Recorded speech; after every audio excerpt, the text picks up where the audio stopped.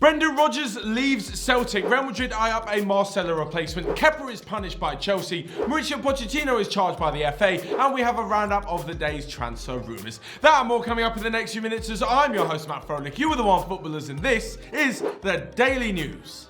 First up, and Brendan Rodgers has agreed to leave Celtic to become Leicester's new manager.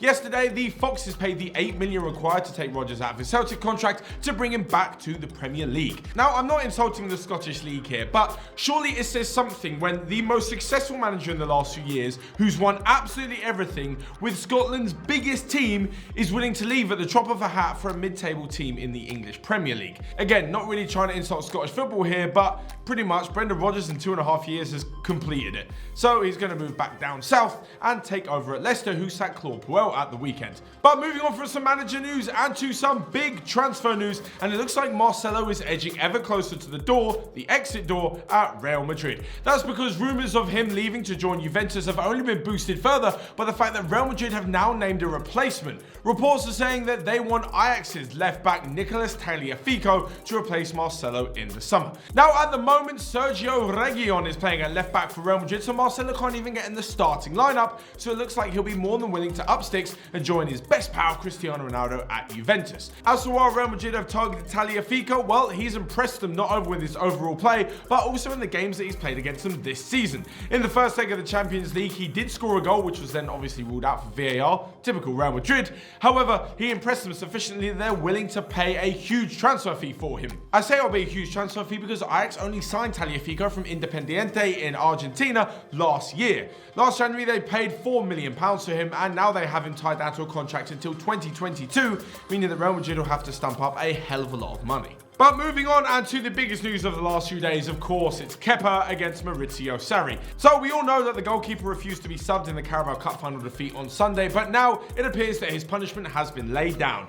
He's been fined a week's wages and told to apologise to Sarri, to the Chelsea staff, and to all of the players.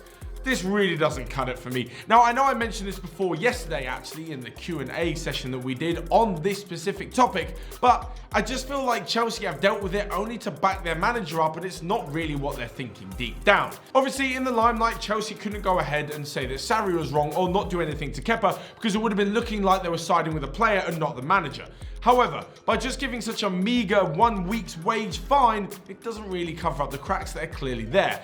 More importantly, I want to know why so many of the players didn't back up the manager and force Kepa to go off. It just looks like everything is lost in there, and it'll be interesting to see whether or not Sarri starts with the goalkeeper in Wednesday night's game against Spurs. And next on to some more punishment, and this time it's coming the way of Tottenham manager Mauricio Pochettino, who basically lost his rag after his side lost 2-1 to Burnley on Saturday lunchtime. Apparently his use of foul language and aggressive actions both on the pitch to Mike Dean after the final whistle and in the tunnel have amounted to a charge of improper conduct for the FA.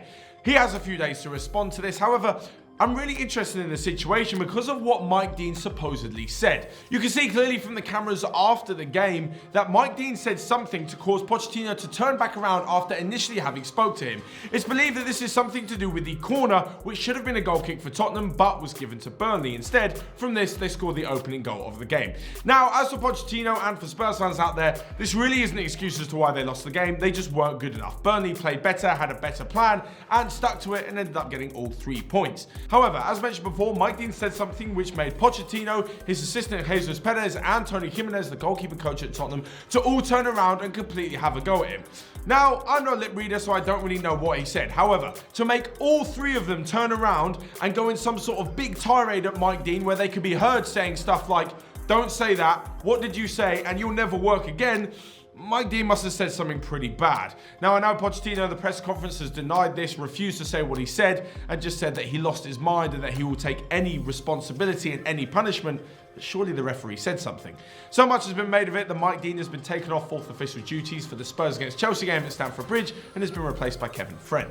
And lastly but not least, we come to a roundup of the day's transfer news as the transfer rumour mill is still spinning despite the window being shut. First up, and Arsenal seems to be the only team who are willing to meet the £40 million price tag for Crystal Palace defender Aaron Wan-Bissaka. Juventus are interested in AC Milan captain Alessio Romagnoli. Thomas Meunier is interesting Everton as they prepare a mammoth bid bid to take him away from PSG. And lastly but not least, Adrien Rabiot has fired his mother as his agent and hired someone else after she failed to negotiate a pre-contract agreement which would have seen him join Barcelona in the summer. So there you have it. That's all from me for today, for today's daily news. Of course, you can smash the like button down below and let me know in the comments section all of your thoughts on the day's news. Will Tagliafico be a good replacement for Marcelo? Is he going to head to join Cristiano Ronaldo at Juventus? And what do you make of all the fines being handed out to Kepa and to Mauricio Pochettino? Of course, you can also click here or here to check out all of the other videos that we've got going on OneFootball. But until next time, I will see you guys later.